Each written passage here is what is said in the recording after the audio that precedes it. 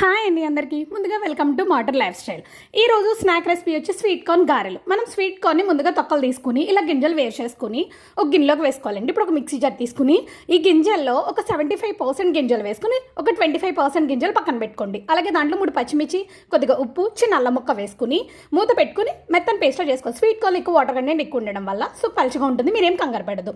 మనం ఇంకో 25% గింజలు ఉన్నాయి కదా అవి, అలాగే కొద్దిగా కార్న్ఫ్లోర్, కొద్దిగా వరిపిండి వేసుకోవాలండి. మనం ఆల్రెడీ సాల్ట్ వేసేసుకున్నాం కాబట్టి అక్కర్లేదు. అలాగే దీంట్లో కరివేపాకు తురుము, కొత్తిమీర తురుము వేసుకుని బాగా మిక్స్ చేసుకోవాలి.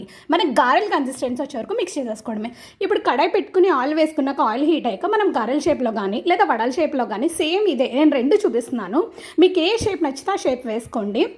గారెల్లో కన్నం అది రాలేదు మీకు ఈజీగా, లేకపోతే వడల షేప్ కిందైనా వేసేసుకోవచ్చు. ఇది ఒకే బ్యాటర్, 2 టేస్ట్ ఒకలాగే ఉంటాయి కానీ చూసే విధానం అంతే. ఇదైతే సింప్లీ సూపర్గా ఉన్నాయి. మీరు కూడా ట్రై చేసి షేర్ చేసి లైక్ చేయండి. బాయ్.